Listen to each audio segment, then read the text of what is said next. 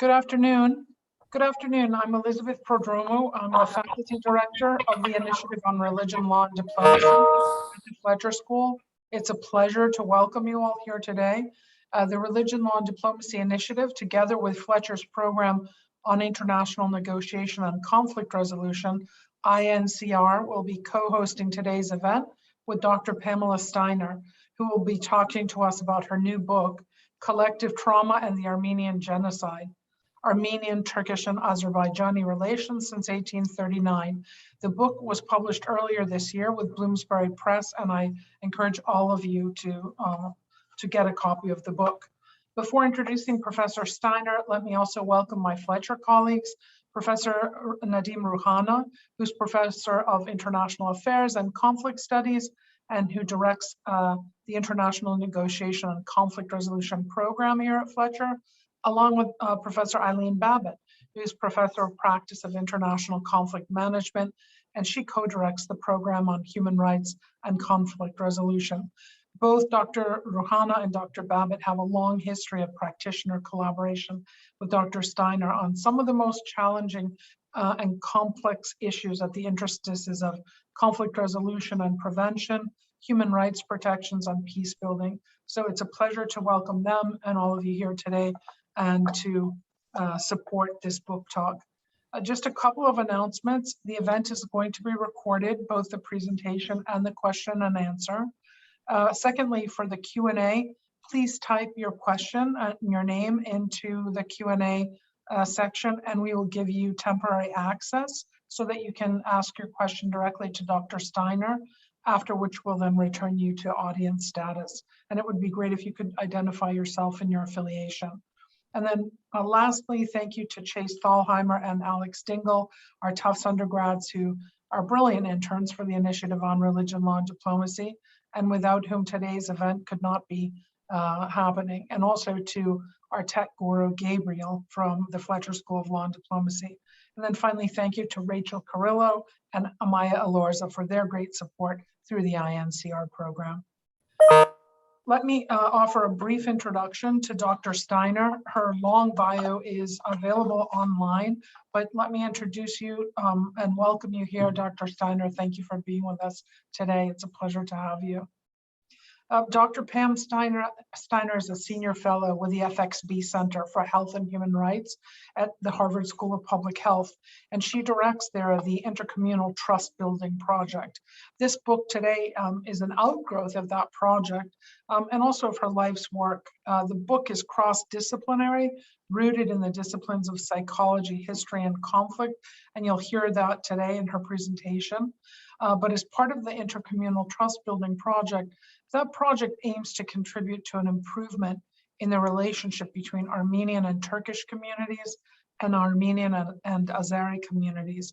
And more generally, its goal is to improve the understanding of the collective traumatization of peoples intergenerationally, long mired in unresolved conflicts, and also to explore the psychology of healing and the psychology of building productive relationships. And she has done extensive work in track 2 workshops for Armenian and Turkish participants, including a public meeting at Harvard with Hassan Jamal, the grandson of one of the architects of the Armenian Genocide.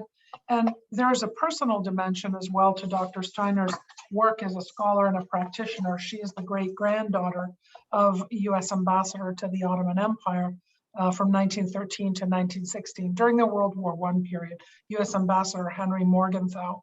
And so when we speak about intergenerational transmission, both of conflict resolution and commitment to healing, Dr. Steiner herself comes from an intergenerational transmission of knowledge and approaches to addressing knowledge in a way that can bring healing and resolution. So Dr. Steiner, it's a pleasure to have you, and the screen and the floor are yours. Thank you. Thank you. Hello, everyone, and thank you for coming today. And special thanks to Professors Elizabeth Prodromou, Nadim Rouhana, and Eileen Babbitt for inviting me to talk about my interdisciplinary book, Collective Trauma and the Armenian Genocide, Armenian, Turkish, and Azerbaijani Relations Since 1839. Among Fletcher's distinguished faculty, you have been friends and colleagues for decades. Occasionally, I've lectured in your classes and admired and was challenged by your and your students' questions and concerns. This is an important opportunity to speak about my book, and I'm very appreciative. Before I get into my talk, please know that I aim to say a lot in a short time and will conclude with a skeleton outline of 6 ambitious, comprehensive proposals to help achieve what I have come to think is needed for more effective conflict resolution work. I hope my talk will stimulate critical questions and thoughts for our discussion or for a later time. As I offer my analysis and outline my proposals for conflict resolution work, please know that I am very aware of how hard it is to secure funding. In fact, I worry that our ambitions for transforming relationships of peoples in conflict have become too constrained without our even realizing it. The difficulties have been so great for so long that we may not even allow ourselves to imagine what it would be like to do what we feel sure is really needed and with the funding to do it. Surely, we all agree that it's overdue and urgent to deal productively with the endless parade of collective traumas. To interrupt that parade, to diminish and resolve conflict, I argue that academics, people in public health and think tanks, journalists, historians, and all others involved in such efforts need to take account of collective trauma well beyond its painful humanitarian aspects. We need unflinching information and analysis if people like us are to help cause improvement. I offer this talk and my book hoping to contribute to interrupting the parade. I think it will help at the outset to clarify my use of 2 terms, trauma and traumatization. Trauma designates real events occurring in the commonly perceivable world outside the human psyche. Traumatization designates the effects on individuals or on whole people's psyches of the subjective experience of traumatic events. Being traumatized refers then to the state of our psyches. That is what is psychological about trauma. Traumatic events often overpower the ordinary protective coping capacities of all living beings.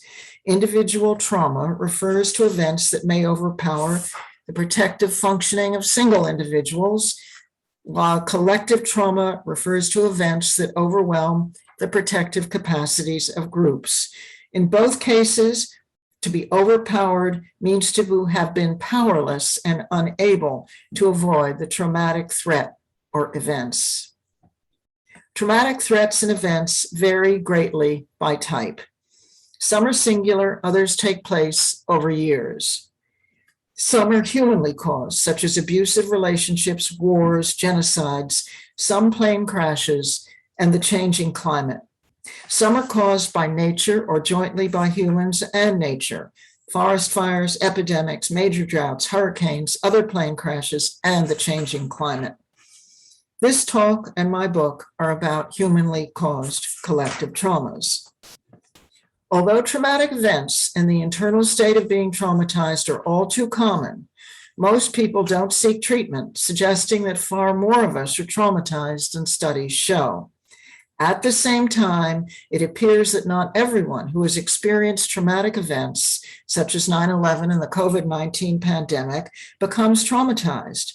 These events affected all Americans one way or the other, but they did not necessarily traumatize them all. We don't know how many were traumatized. What we do know is that, in general, factors determining the degree and type of effects of symptoms of traumatic experience include age, relationship to the perpetrator, and prior experience. At the same time, certain events do seem to traumatize just about everyone, but importantly, in different degrees and ways. I want to stress that the symptoms are normal expressions of what our bodies, emotions, and minds retain and react to of the traumatic experience. Whatever the kind of trauma or traumatic threat, the brain mind of those experiencing it responds involuntarily and usually immediately with one of three protective actions.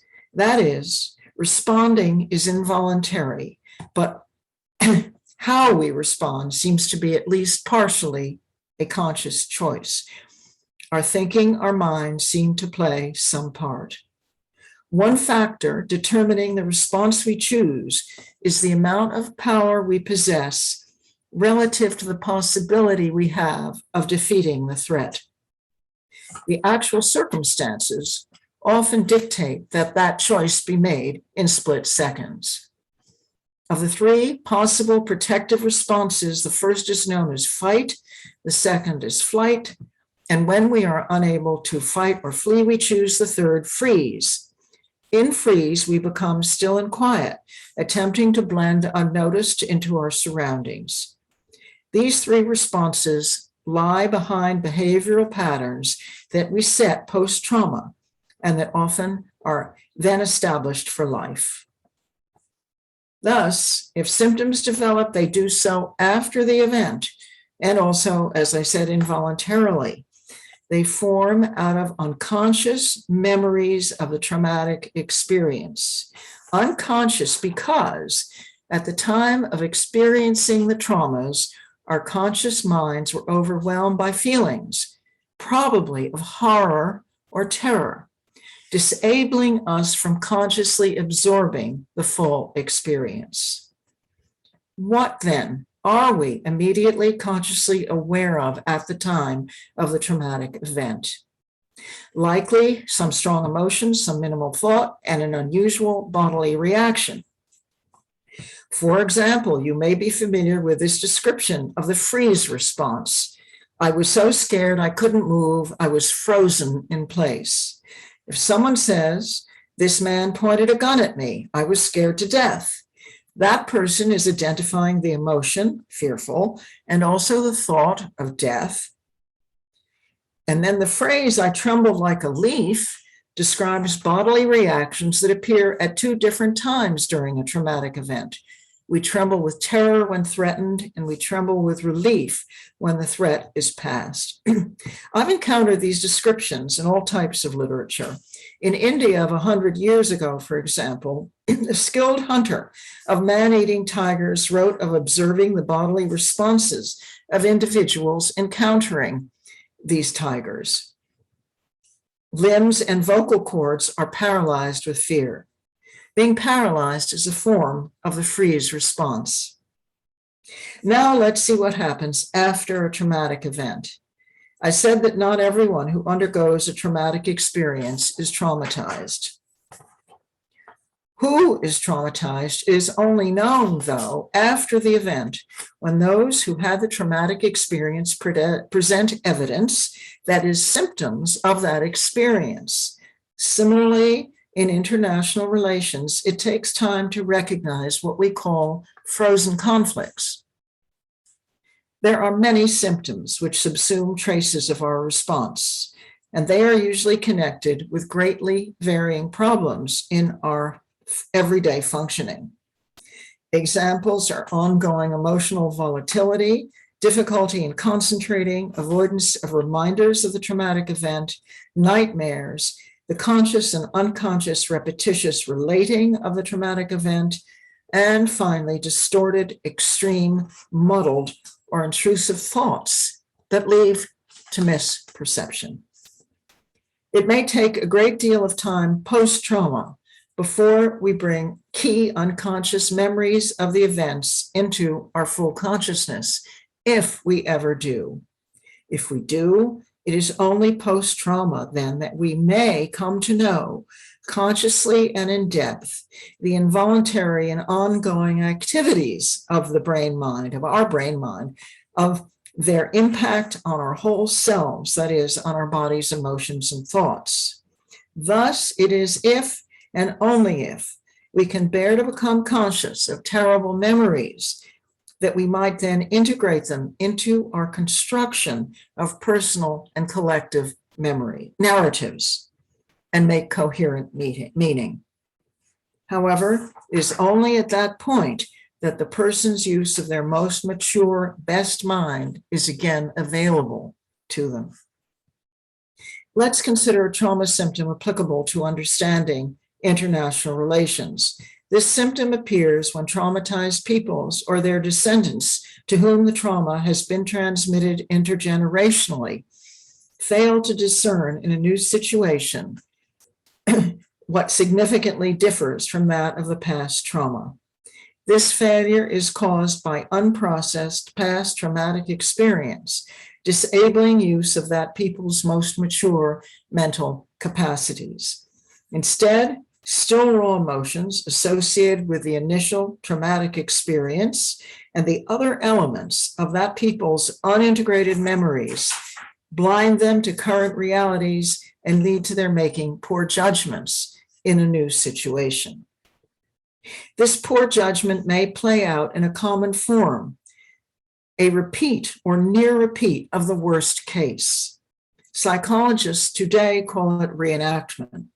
Reenactments occur when we unconsciously put ourselves in the same or similar traumatic situations as originally. Long ago, Freud called this dynamic repetition compulsion. As far as I know, Freud's hypothetical explanation has not been bettered. We return to the past to try to achieve a better outcome.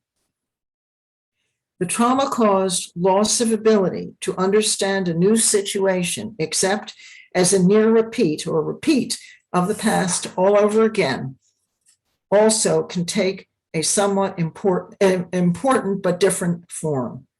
It applies equally in individual and collective contexts. As I said a few minutes ago, the choice of which of the three involuntary responses a threatened party chooses is partly determined by the amount of power it possesses. Consider a people who have been smashed and traumatized by a past event. This people is threatened again. But since the first trauma, that people has acquired power they did not have at the time of the initial trauma and has not processed the initial trauma. As a result, they do not judge the new threat accurately, perceiving it as if it were the past threat.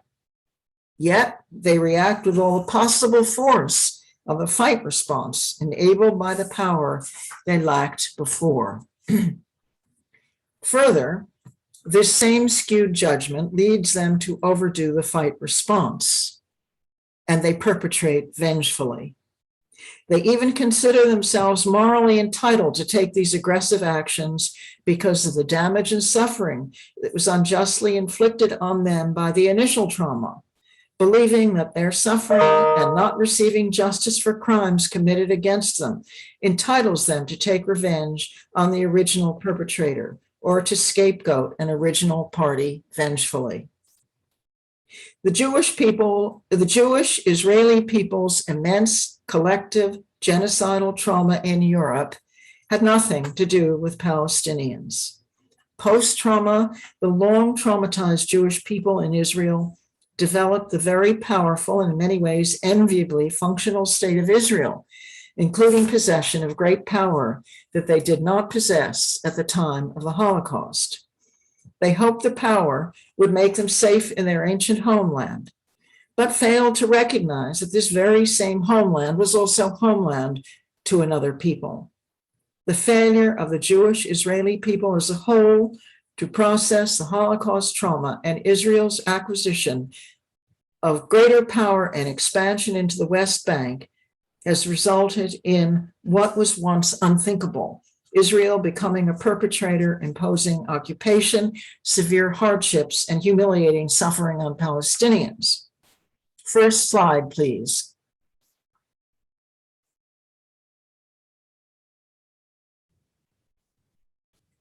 My next example presents a situation with similar dynamics that took place in the Near East, the region focused on in my book.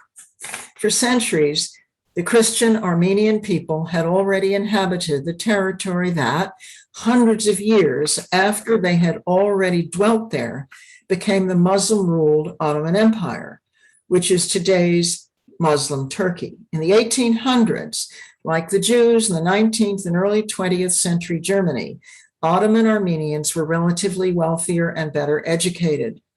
This stimulated resentment and envy in the Muslims and led to severe discrimination.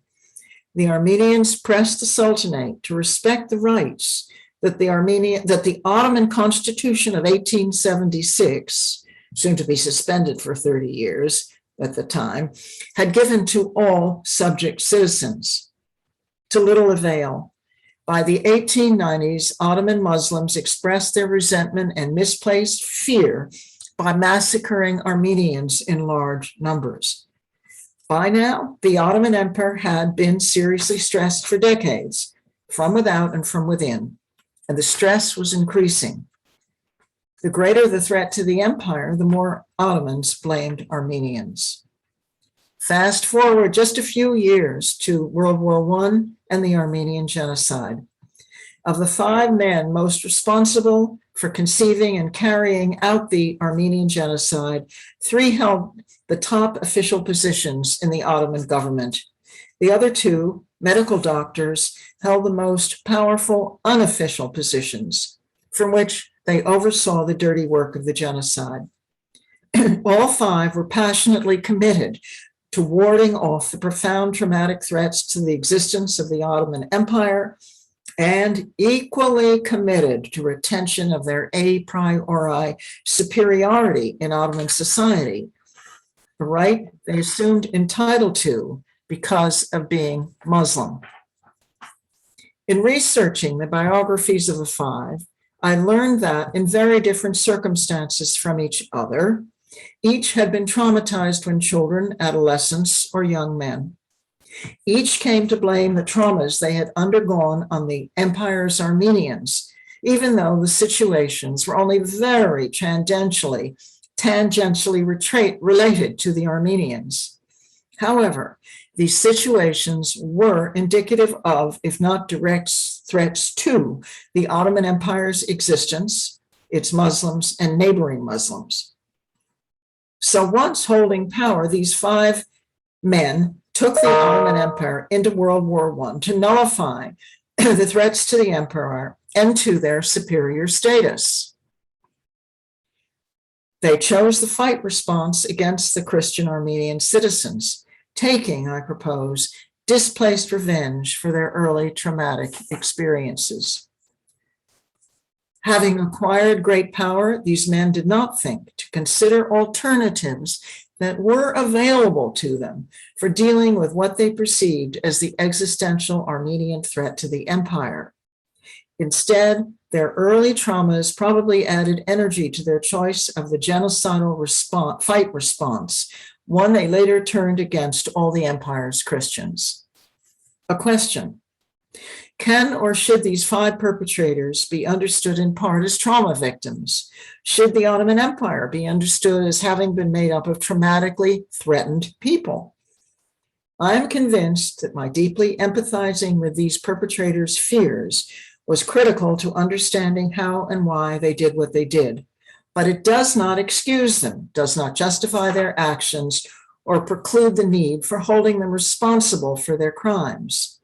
But such understanding is essential to understanding how it happened, to exploring other choices these men might have made, and to addressing how to prevent such behavior in the future.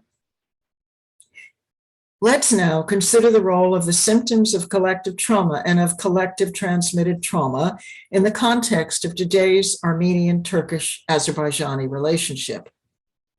First, the Armenian-Turkish one. The word genocide was only coined, and what it designated only made a crime in the 1940s. Ever since, the Turkish Republic has denied that the Ottomans committed the Armenian Genocide. Now, denial is a common trauma symptom, one predictably manifested by perpetrators of trauma as well as others. People deny for many reasons. Denial may mean that the denial The denier knows the reality but doesn't want to admit it. Perpetrators are often terrified of the consequences if things become known. Another common reason for denial is fear of feeling ashamed. I suggest that because most individuals are taught and accept universal moral rules when they are young, they are ashamed, and they are shamed when they are found to be violating them. That thereafter they feel ashamed when they do violate them. Today, beneath Turkish denial is shame about Muslims having committed the Armenian Genocide. Turkey's current head of state, President Erdogan, admitted his shame to the world when he said in 2009 that there could not have been genocide because no Muslim could do such a thing. Another trauma symptom is moral injury. The psychiatrist Jonathan Shea first identified moral injury and coined the term. Individuals with moral injury are those who exercise their power to perpetrate harm on others. They may or may not deny it. Shea has long worked with Vietnam War veterans. He found that, paraphrasing him, when soldiers do things in war that violate their own ideals, ethics, or attachments, they become morally injured. That injury then leads them later to hurt themselves through suicide or to hurt others through domestic or criminal violence. Some of Shea's descriptions of the effects of moral injury apply to collectivities. Assuming Turkey is morally injured by commission of genocide, Shea could be speaking of today's effects on that country by its denial of genocide when he writes of the deterioration of the country's character, ideas, and ambitions. President Erdogan began his tenure proudly proclaiming further development of democratic practice. But instead, he has only whittled away the main features of Turkish democracy while further entrenching official prohibitions on honest and open discussion. Today, as is well known, more journalists are jailed in Turkey than in any other country. I have myself experienced how some of Shea's insights apply in Turkey when some Turkish friends I cannot safely email to them or hear back from them. More generally, paraphrasing Shea again, relationships begin to change and shrink, impair, and sometimes destroy, and sometimes the capacity for trust is destroyed. And again, speaking generally, when social trust is destroyed, it is replaced by the settled expectancy of harm, exploitation, and humiliation from others. With this expectancy, there are few options. These are Shea's words: strike first, withdraw and isolate oneself from others, or create deceptions, distractions, false identities, and narratives to spoil the aim of what is expected. Next slide, please.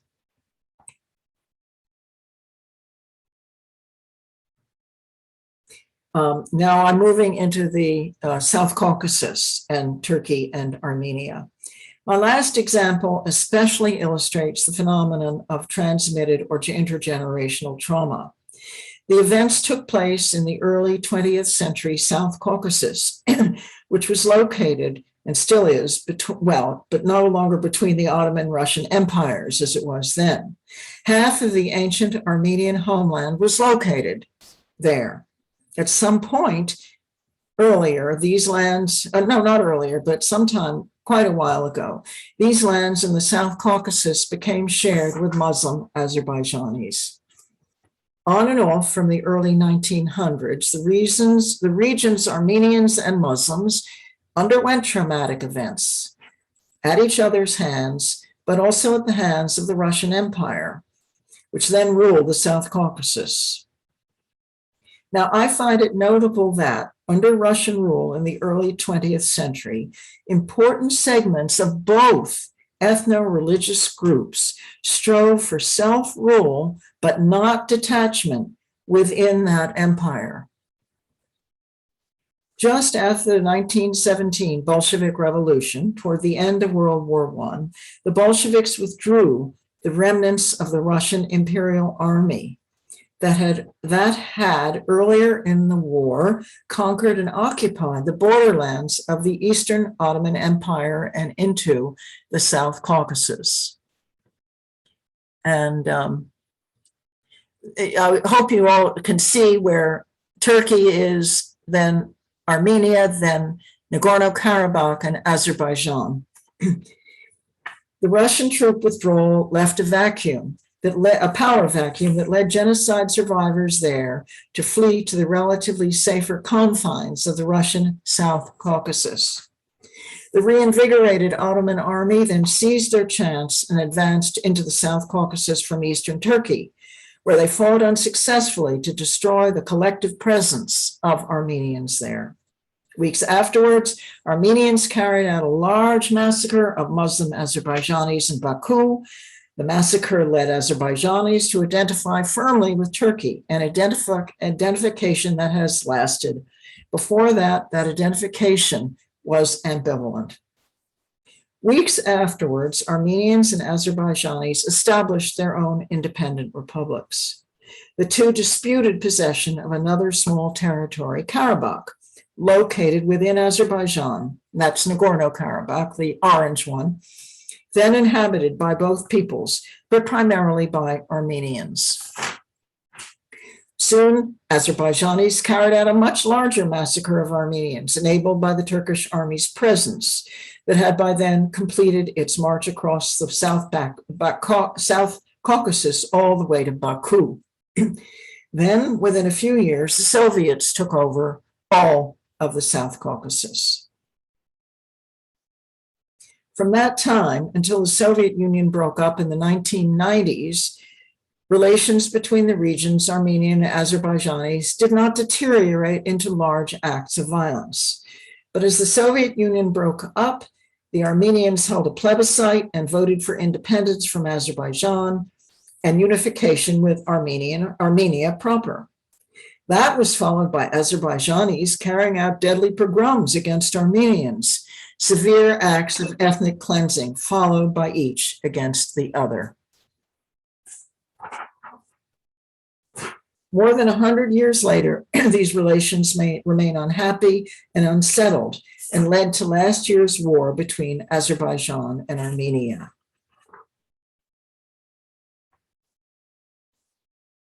In last year's war, Azerbaijan succeeded in retaking part of Karabakh and additionally the seven territories Armenia had seized surrounding Karabakh in order to secure safety. Administratively, these territories had always been part of Azerbaijan and never of Karabakh, and were not, unlike Karabakh, primarily inhabited by Armenians. Since the Armenian Genocide, Armenians in the diaspora have manifested great resilience and recovered in many ways. But in the South Caucasus, they have little reason to trust Turkey or Azerbaijan. Turkey has not only denied the genocide, but has never abjured the Ottoman war aim to destroy the Armenian presence in the South Caucasus. In fact, today, Turkey proclaims desire for neo-Ottoman expansion. As a whole, the Armenian people have not processed their many traumatic experiences of the last 100 years. They therefore lack such healing as they might achieve.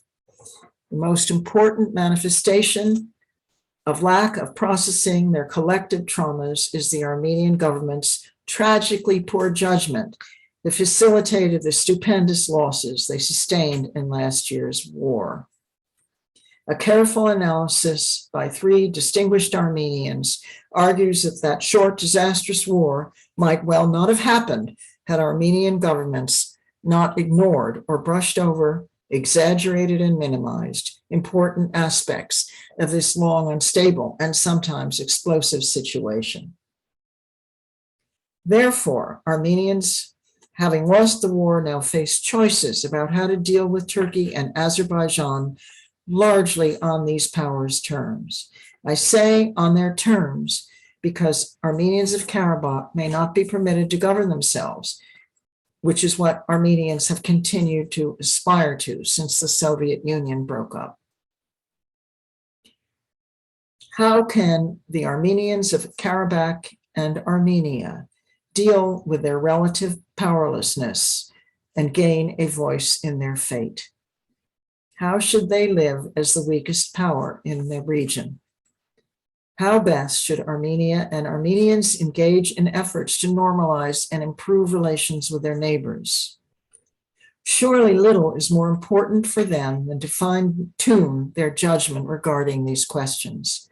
For this to happen, processing their traumas is necessary and must include examination as to why and how those traumas impaired their pre-war thinking and judgment.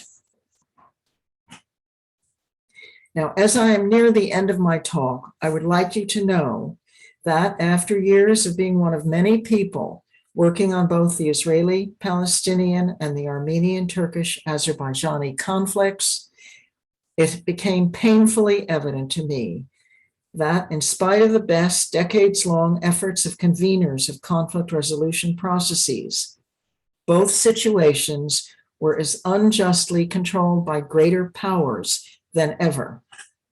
Yet, if sheer power is not going to continue to determine outcomes, the conflict resolution processes involving facilitation, mediation, and negotiation are essential.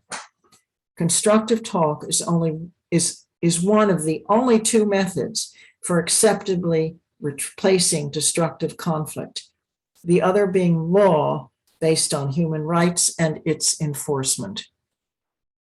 Yes, my observations about both situations were and are pessimistic, but I found and find some small cause for optimism in possibilities that people, including myself, have involved for improving existing practices and methods in conflict resolution processes. So to conclude, given collective trauma, its manifestations, and the outsized role of power, here's the outline of my 6 proposals. Education. Too often and for too long, international relations has meant traumatizing relations. Education is needed to recognize this reality. International relations remains a state of affairs that, unless mitigated or overruled by law and diplomacy, customs and restraints, and universal standards of morality, international relationships create trauma and transmitted trauma. Given that, education is needed about collective trauma's diverse nature and its symptoms in conflicted situations, such as the material I presented today and more fully laid out in my book. So education is 1, responsibility taking is 2. If, as many believe, circumstances and historical trends determine human choices, individuals and people have little possibility of free will and hence no need to take responsibility for anything. That view finds a home in most political leaders who, in public and private, resist taking responsibility for actions and situations for which they and their people are responsible. Our very ordinary grammar reflects this resistance when any of us might say, I have to do this, or when we use the passive voice. Use of the active voice conveys consciousness that we take responsibility for what is ours. 3, powerful interests. Take a look at this. Next slide, please.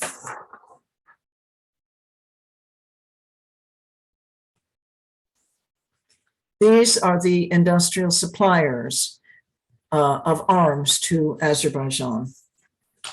If powerful interests remain at the core of international relations, and power dynamics too often define and limit success in the many types of efforts to improve long-troubled international relations, we need open acknowledgement of the role of the powerful financial interests enabling and profiting from conflicts.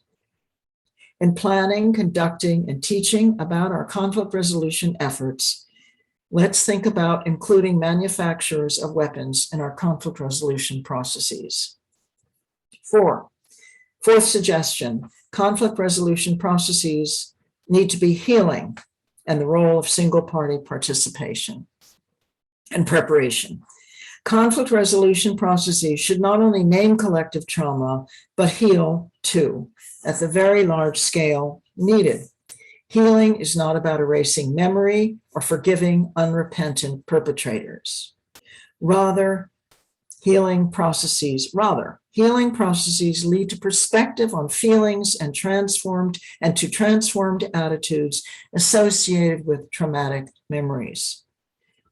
Psychotherapists specializing in trauma should be members of facilitation teams for single and multi-party work, along with historians for that matter, to dispel, for example, false equivalencies parties may claim. Parties need to consider working with facilitators just among themselves ahead of time to achieve some healing in preparation for making two-party meetings more productive.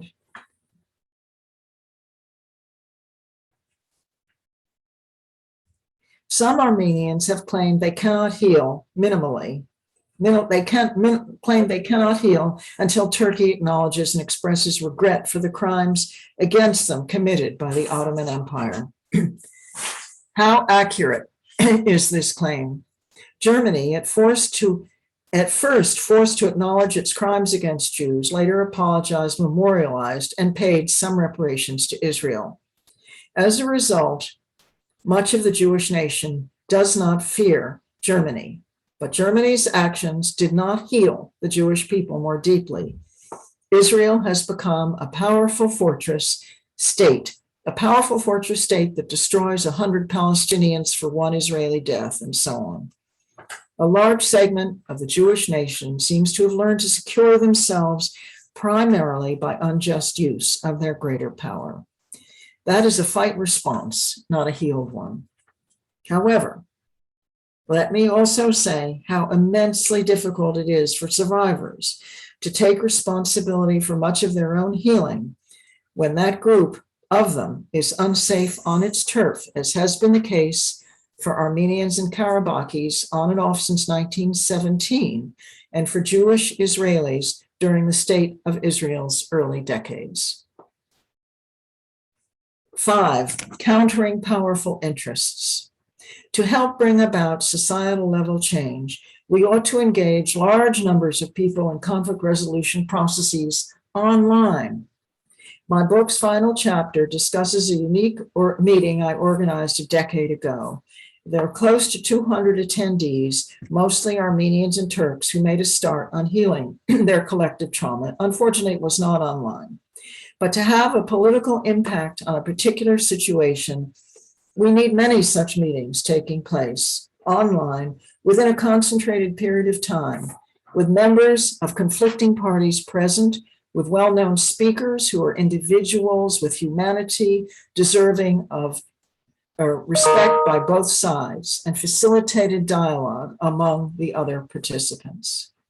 And finally, my last suggestion is about dealing with our own traumas, addressing power and trauma in the international relations context, rather than in solely private psychotherapy or private meetings, is no easy ask.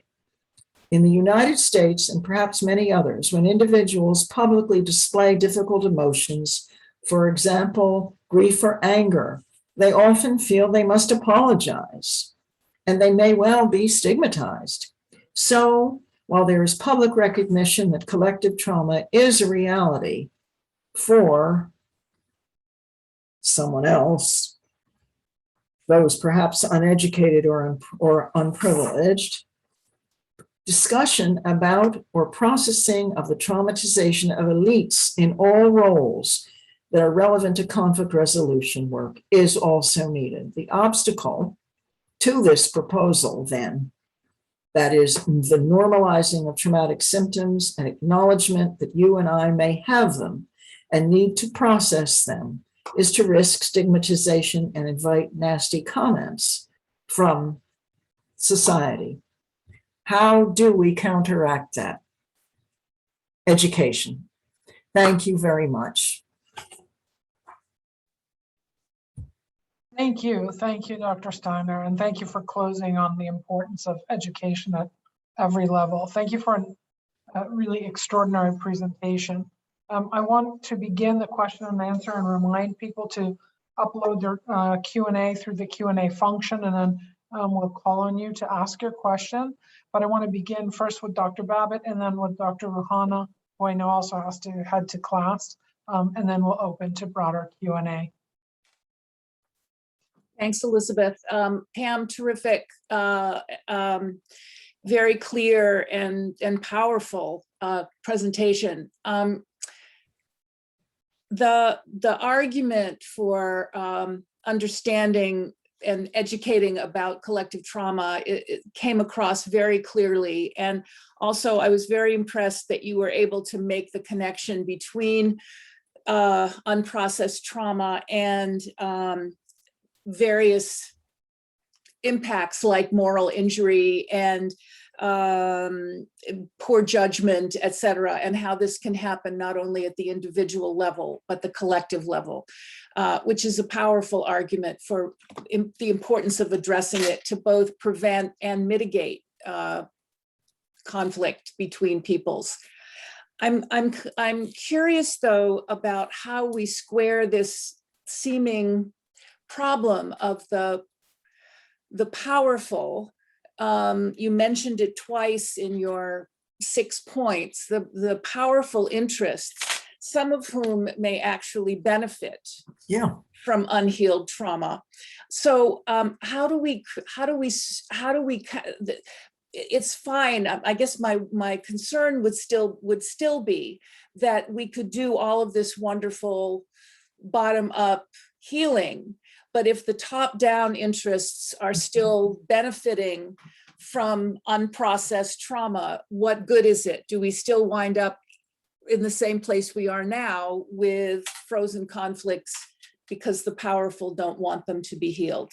Yeah, I couldn't agree more. I mean, and so, you know, that's why I'm not very hopeful, but I think that it's conceivable, first of all, that the dots are not very often connected. You know, we don't hear people in conflict resolution or powerful people actually saying, well, the work we do either causes conflict or promotes it because we make money out of it. And I think those dots do need to be connected out loud in public far more than they are. It's very obvious, but it isn't said.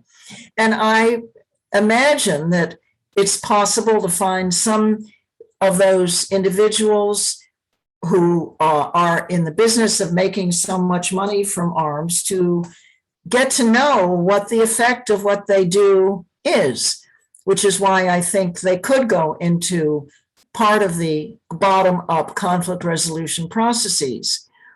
But it's no magic bullet. But I also think that if one has large enough conflict resolution processes happening on the internet with at the more or less the same time, it creates a powerful political force of the kind that surely is also about to burst forth on saving the planet from climate change, or else we're doomed. I mean, and these things have to be done. But, you know, I agree. I mean, it is really, really, really tough. But, you know, it seems we don't mention in conflict resolution work or training or anything the impact of the arms industry. And I think we should. And I think, you know, we should consider inviting them regularly to meetings and making trouble for them. And that is, of course, requiring a lot more money to do our work. We need, and that's so difficult. But, you know, I don't know what else to say. I agree.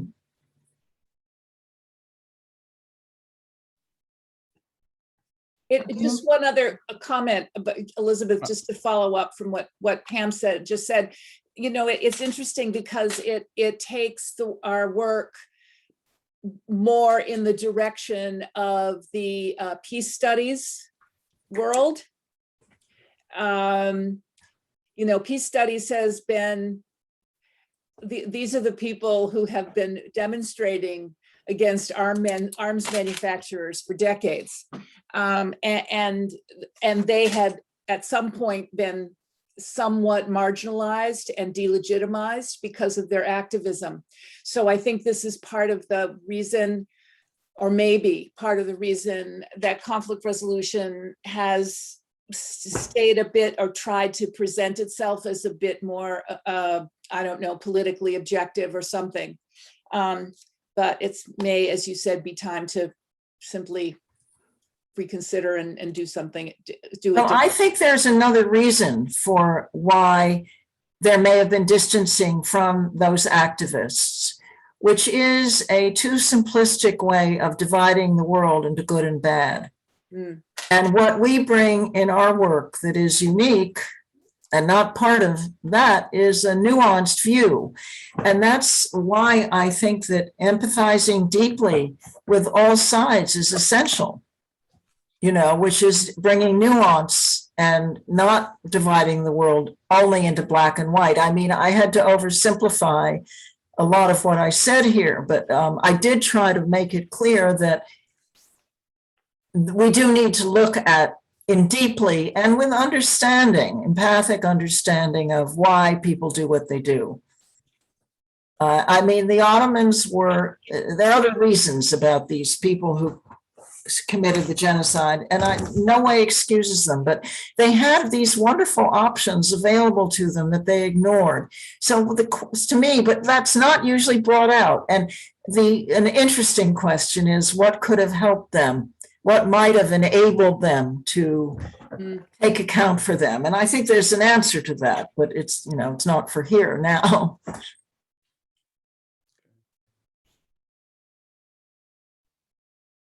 Nadim, I think the floor is open to you now too. Okay, thank you. I just wanted to tell Pam that we would have so much love to have her in person here. And but the second best is to welcome you on Zoom, and we are delighted that you were able to give this talk. It's we are very grateful too. So I have to leave for class, unfortunately. But my question is, when do you come to call a nation, a people traumatized? So you mentioned two peoples. But how do we know that we know about people in the military service who come back home, and groups here or there who endure mass, atrocities. But when do we get to call a nation traumatized? This is one question. And the other is, where do you see the manifestation of trauma in international politics? Thank you very much. Well, I attempted to give, I know there's an awful lot of material in what I said. So it seems to me that if a people goes through a genocide or an ethnic cleansing or severe discrimination over and over, they are traumatized. You can, as a whole, as a people, as a nation, not as a state. I'm talking about a nation, that's a people.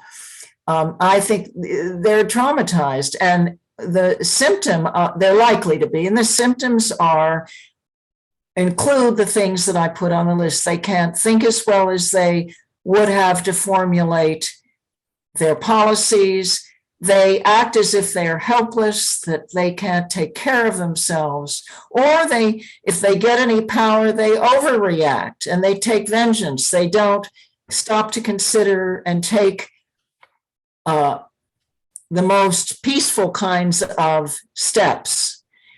But being smashed over and over again, you can pretty much think that people are going to get and I noticed traumatization, and it can be quite, in a way, subtle, but I had this example that I have in the book of a conflict resolution process that I was on the junior facilitation team of, between Israeli Jews and Palestinians. And this is a long time, quite some years ago.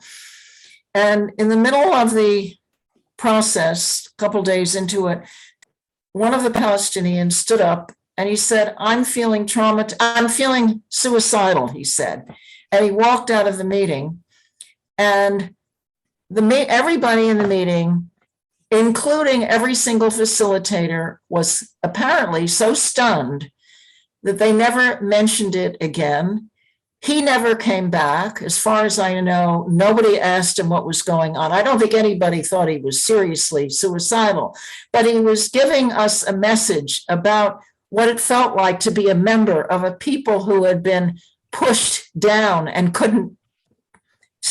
were pushed so far down they had no ability to get up for themselves properly and were mistreated like that. So to me, that was in a particular instance.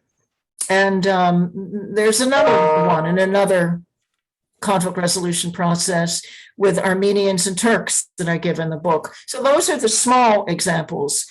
But in the big picture, I mean, this war between Armenia and Azerbaijan is a tragedy for Armenia.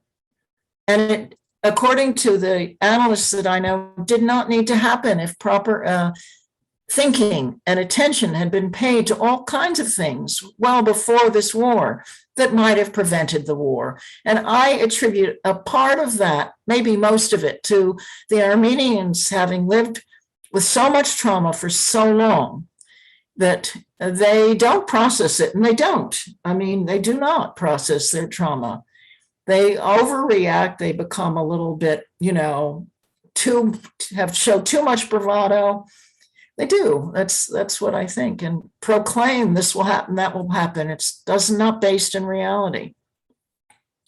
And it's sad. I mean, if anything, my book is a love letter to the Armenians because I feel bad.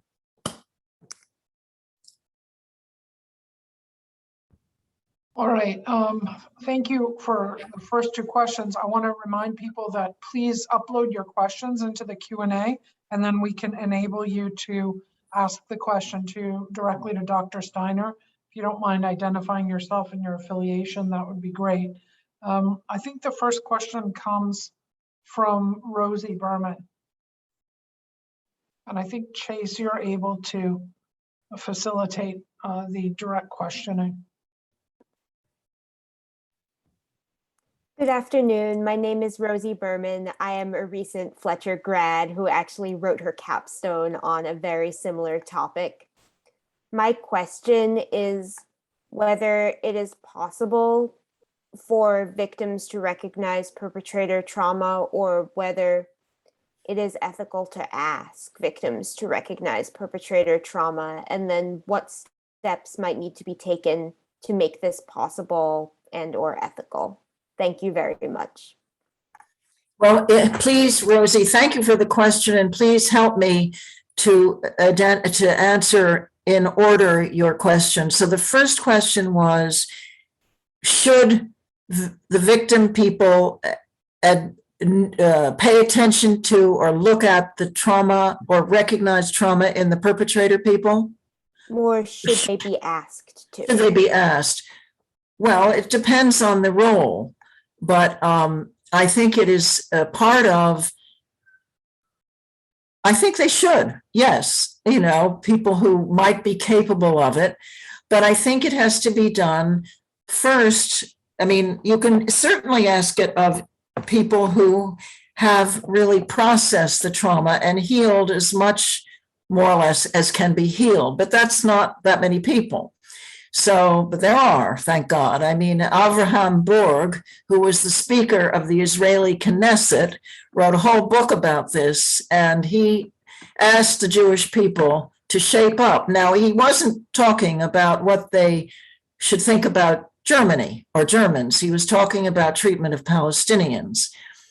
But if people are not very healed, first they need to get some healing. And because otherwise they'll just be reactive and will be offended and so on. In various ways, they'll be offended. They may say you're immoral. They may say, how can you say that? I won't even think of that. That kind of reaction. But that is an avoidance of history, of the whole situation. And so when an individual has to heal from a personal level trauma, they've got to take into account the whole situation in order to gain proper perspective on it. They need to explore the history of what happened as much as they can. And I believe the same thing to be true in the international sphere. So what, then the next question, part of your question? I think you answered it in part. Is it ethical to ask? And then you answered the part about what steps that need to be taken, which seems to be. Well, I think it's ethical not to ask at a certain point, but to make very clear that people who commit crimes have to be held responsible for them. So that the use of the word empathy here is meaning to gain very deep understanding from the point of view of that perpetrator, of whoever it is. It doesn't mean to agree with it.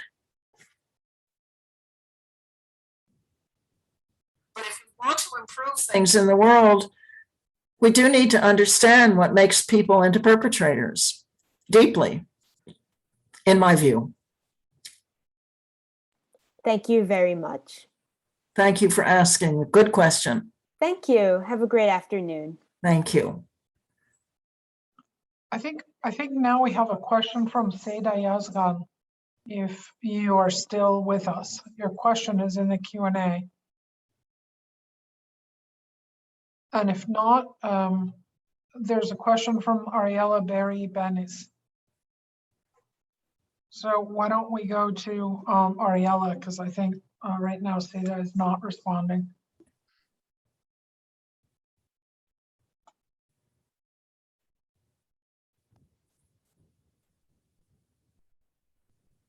Chase, are you able to connect? Okay, perfect. All right. Hi, good evening. Good morning for you. It's good evening for us here in Israel. I'm delighted to have listened to the lecture. It was very interesting, very eloquent. Hi, Eileen. Good to see you. And as I was listening and about the collective trauma and trying to understand the mechanism of it, I was, of course, thinking of what you have to say in terms of collective healing, because it seems to me that if each individual needs to heal, what is the way that we could do this collectively? It would seem like a lot of work for each individual to have to individually go through years and years of, therapy. What do you have in mind for healing collectively? Right, absolutely. The last chapter of my book talks about, is entitled something like Healing from Collective Trauma Collectively. It does have to be done collectively. And what there is demonstration of, which you can find in various places, is of large group work that happens that creates some healing. Because when people share some common tragedy, and it may not look like a tragedy from the other side, but for them it was a tragedy, a lot of good healing can happen in a large group. And I think I hope we're around the corner from doing that online with very large numbers of people. I've signed up for a course given by somebody at MIT who is working with thousands of people online for better dealing with interactions, difficult interactions in electronic space. Now, I haven't had time to attend yet, but it's all online and I'll be able to do that. But I think we have to go there. Of course, as you say, there's just way too many people. And I don't think it can happen individually. Something happens individually, but this is about a collective matter of all of us. And we need a group of the same people with the same concern to take from each other and grow from each other. So I attended a large group meeting called the EST process a million years ago that was, about 300 I was there people. too. You were. Well, I found that very healing and terrific. And I am sure we will get there. I think it can be developed. I'm not sure we'll get there, but I think we could. So sort of like an online large group. Exactly, yeah. Experience. Yeah. I do think that the meeting that a few of us put together at Harvard just about 10 years ago with Hassan Jamal as the main speaker, and Hassan Jamal was the grandson of one of the 3 worst perpetrators of the Armenian Genocide. And he is a significant Turkish journalist, if he isn't in jail now, and he may be. He's been threatened with jail more than once. He admits the genocide and apologizes for it. We invited him. He's a very good speaker, very human. And he spoke to these close to 200 people. And there was a great dialogue afterwards between the Armenians and Turks there. And I think that was, a little bit of a template of what can be done. And I wish it had been properly recorded so we could transmit it, but it was not. But that kind of thing, I think, could make a big difference. And I think the word would spread quickly. Thank you. Thank you. Pam, I'm going to try, Dr. Steiner, I'm going to try to read the question from Seda, and I'm not sure if I understand. I'll read what's written here, and I'm not sure if I fully understand the question, but it says, are there any other leaders who were not lobbying by or for them? And I think this must refer to your slide on, the lobby for Azerbaijan. And it says, I think only looking at the Azerbaijani leader is not fair. Have you checked with the Armenian leader as well? I think this relates to competing lobby efforts, if I'm interpreting the question properly. Unfortunately, there's a problem with the mic for Seda, so that's why I'm reading the question as it appears. Yeah.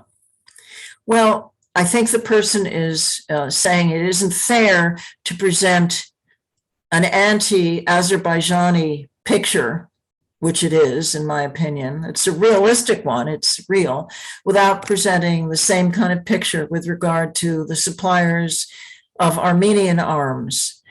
And I don't know, as I was aiming for fairness here or equivalency or pretend equivalency, but it would be very interesting to do that. I mean, I had very limited time. The Azerbaijani situation, from what I understand, is a very remarkably large set of suppliers of weapons from all over. So I would not be opposed at all to making the comparison. I think it would be useful. So I thank the person for, that's an important thing for me to say. And I appreciate being asked to say how I feel about that, if I got it right. I think so. All right, so I have a question, and I also want to again invite people to introduce their questions so that we can call on you. I want to come back to your proposals, your healing proposals, Pam, and in particular your emphasis both at the outset and the conclusion of those on education. And here I want to ask a little bit more about the educational space and higher education in general, and how that relates to what might be thought. This is kind of a systems question. How that relates to maybe second order, either intentional or unintentional transmitters of collective trauma.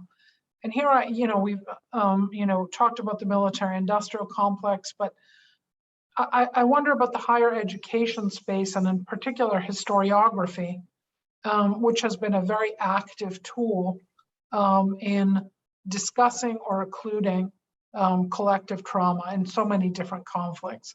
And talking about the one you're discussing, Turkish, Armenian, Azerbaijani relations, what is your sense and your recommendation of how it is in the higher education space that it's possible to explore the salience of historiography and the writing of history as either a tool for knowledge and healing or a tool for perpetuating intergenerational collective trauma?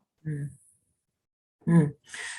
Well, I think you're saying that, I think you're, if I'm understanding you correctly, that you're talking about the how the powerful write history, essentially, and how universities are so dependent on funding from powerful sources, which are so often, I mean, you know, the powers that they're the ones who make a lot of money to give away and support. And also, I think professors sometimes like to be identified with the powerful, and some, you know, or universities, higher education wants to have all these, you know, wealthy, smart people on their boards. And so, I mean, are you talking a bit about that kind of thing?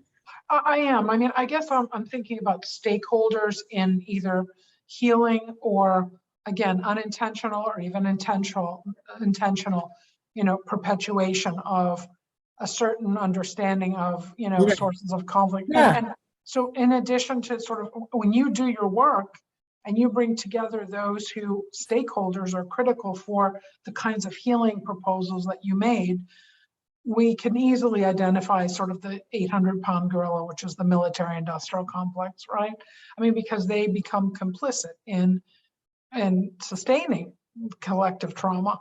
But then there's the intellectual space, and then there's the media as well. And I wonder how much these stakeholders matter in your healing proposals when it comes to thinking about, you know, understanding, not justifying, but understanding, and then, you know, trying to, you know, move towards healing. How important are those stakeholders? Are they second order actors in the intergenerational transmission, or do you see them as irrelevant? Am I going too far afield here? No, I don't. I personally don't see them as irrelevant, because I think that's the bind we're all in. How do you move ahead with the need for creating some kind of conflict resolution when it doesn't make any money for anybody to do that in the process? I mean, once there's resolution, everybody who wants to invest and make some money can do that. And but it's the process of getting there which doesn't make any money. And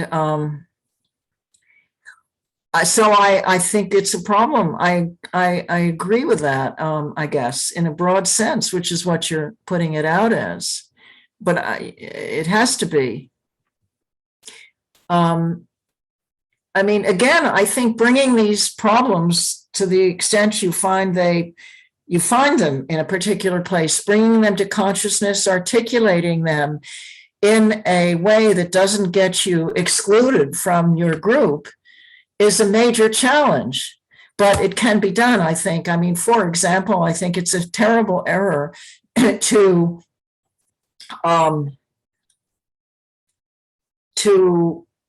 try to put something very difficult to a group that you're a member of by yourself. You've got to find at least one other person in that group who will say, yeah, you know, I think Elizabeth's saying something we should consider. And that's one thing. But yeah, I think if I'm understanding you again, Oh, you are. And I was sort of thinking about also Professor Babbitt's question about,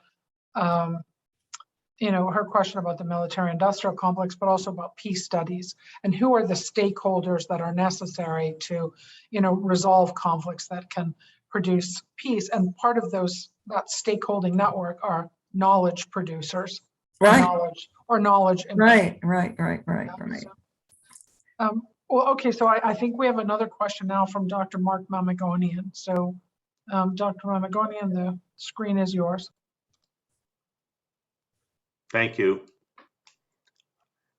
Pam, thank you for your presentation. My question is this, that we've at times seen concepts such as dialogue, reconciliation, healing, trauma, and the like leveraged by stronger parties in the service of denial and or to defer proper recognition of or redress for historical crimes. For example, prior to US congressional and presidential recognition of the Armenian Genocide, these actions were avoided with the excuse given that it would hinder Armenian and Turkish efforts to reconcile, heal, or engage in dialogue, and thus a never-ending process was used to foster the illusion of forward progress, while in fact supporting a status quo situation favored by the more powerful party. So my question for you is, as a practitioner, how do you avoid becoming part of the machinery that may help to prop up the very thing you are trying to undo? Thank you.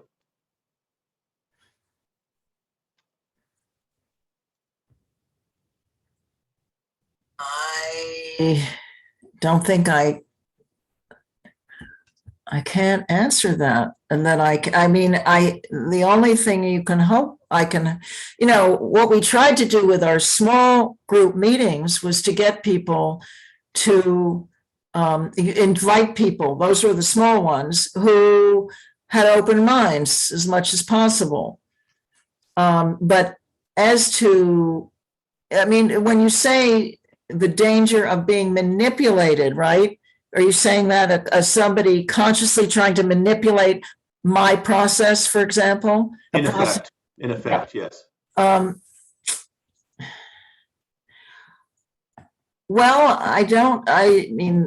that could certainly happen. That could have happened. And God knows what, even if it didn't happen at the very process, when the press gets a hold of such a process happening, they'll do what they do with it, which may try to skew it one way or the other. It's a terrible problem. So much of the initiative and the weight of everything, especially with people's short time spans and interest, is, the power have the floor. And the powerful have the floor. So I hope that, I guess I have to believe, and I kind of do believe, or want to believe, ultimately, it's getting harder and harder to think that truth actually matters. I do believe that there's a truth out there and that it has been established about the Armenian Genocide. It's just, as anything ever has been established, that's a truth in history. And I think, it's taken forever, but it's acknowledged. So people don't look very smart if they're still denying it. They're not going to get much traction most places. But Mark, help me here say more.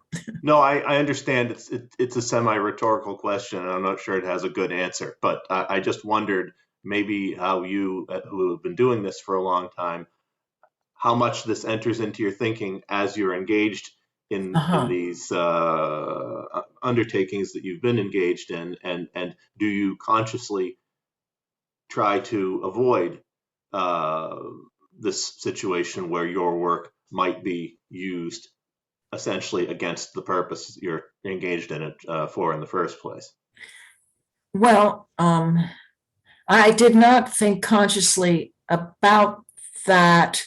Well, of course, I think in a way I always did, but I think I plowed ahead and I decided, like that meeting I went to of the Gulen group in Washington very long time ago. And I stood up in front of all these men who were Turkish and, at that time knew less about the Armenian genocide than they would now.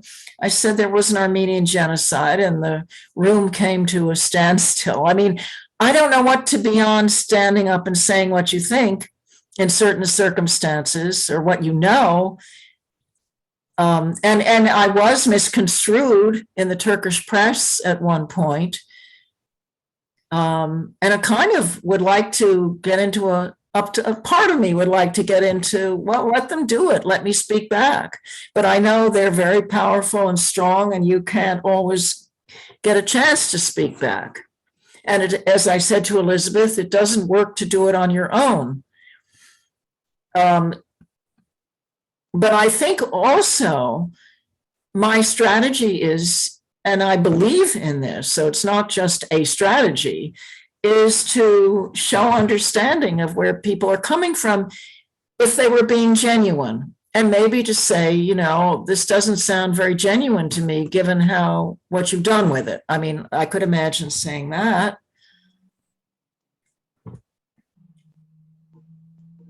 Thank you. Okay, I think Eileen, you had flagged that you had a comment, so back to you.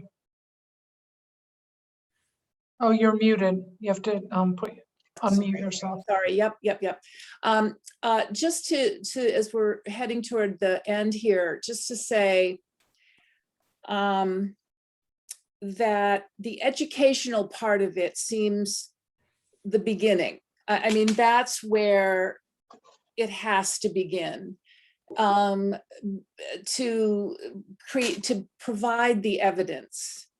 Not that everyone will acknowledge such evidence, but that to make it, and this is your question, Elizabeth, about higher education and being able to share and incorporate these things into the way we teach, and have this be part of what international relations teaching contributes, and provide and looking at evidence like that Pam has amassed in her book, and to the extent that others have, being able to provide that evidence is such an important beginning, because then, as to go back to Pam's word, it begins to normalize the discussion of trauma as an essential part of human relations at the political level. And then I don't know about how long after that then it becomes possible to do this large group work. It seems to me you have to have large groups that are willing to participate. And if they're not interested or don't see the relevance, they're not going to join such an effort. So the beginning is the education. And then the next step is those of us who do these small group kinds of encounters, we integrate that in the trauma piece into the small group work to begin with, and figure out how to make that more of an explicit element of what we're acknowledging in these small groups. And then hopefully eventually it becomes possible to do the larger work. So thank you, Pam, for opening up this discussion. It's extremely important. Thank you. And I think the term normalization is very important. Being able to speak about something that people either accept or deny, but everyone acknowledges that there's something that has to either be denied or accepted, but not speaking it perpetuates the notion of abnormality. So I think normalizing is absolutely crucial. I think, okay, we had one last question. We have maybe 3 minutes. We had one last question from Margaret Tyndale Biscoe, who's at the World Affairs Institute for World Affairs, and I think related to this issue of education. So Margaret, if Chase can bring you in, then I think you can ask your question and then we'll close out. And hopefully as we close, Pam, you can let us know where we can most easily find your book. So Dr. Tyndale Biscoe, your question. Thank you. I think I'm online, and wanted to pick up on education. As Pam knows, I've gone into this question a certain amount, and just wondering whether you've gone into it enough to picture how this would actually play out and where the blocks arise, because of course you have to find people who will teach the stuff that you want to get across. And how difficult is that? Because people are already in a kind of complex mindset that develops in a deeply divided society, where they may not even be aware of some of the ideas and assumptions they have that you're trying to push through. So I just wondered how much you've gone down that path. No, I haven't. I have not. I mean, but I think I do say, I do write that I think the fact of collective trauma and a little bit about it needs to be put on the agendas, the intellectual agenda of people in our field and any policymakers. I mean, it's just not talked about. And nothing wrong with inviting a trauma therapist in to give a little lecture about trauma, and for people then to try to have a meeting to put together, well, how do I see the trauma functioning in this situation? Do I see it in this situation? So that they don't necessarily have to have a formal education about it. Because that's a huge ask and a complicated one. And you have gone into that, I think, and I haven't. But I do see it as something that it's kind of what I say about trauma was complicated to say today, but once you see it, it's blindingly obvious, seems to me. It's just there. And we know it, we know it. And it's something that simply, in my view, should be brought into consciousness on a regular basis. It should be okay to do it instead of it being a kind of making a nasty smell to talk about trauma in an academic setting. Oh, what's that? That's not us kind of thing. And that's just, that has to be overcome. And I mean, people should not be stigmatized for having a mental illness, but they are. And traumatic symptoms are not mental illness. They're normal to anybody who's been badly traumatized or even a little traumatized. I mean, there's all kinds of symptoms. So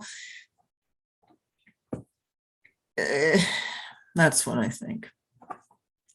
I know it's a tough question, Pam, so. It is tough. It's a good question. Good question. Huh? Well, it's worth bringing it out. Oh, yes. Yeah. Thank you. Yeah. All right, we have now reached the end of our time together, and I want to thank you, Dr. Steiner, for being with us. Can you tell us where it's easiest for those who don't have a copy of your book to find a copy? Well, I'm afraid it's Amazon, but it's a lot of money, and it'll be out in paperback in some months, maybe not for 9 months. But anyway, if you can get your library to buy it now, okay.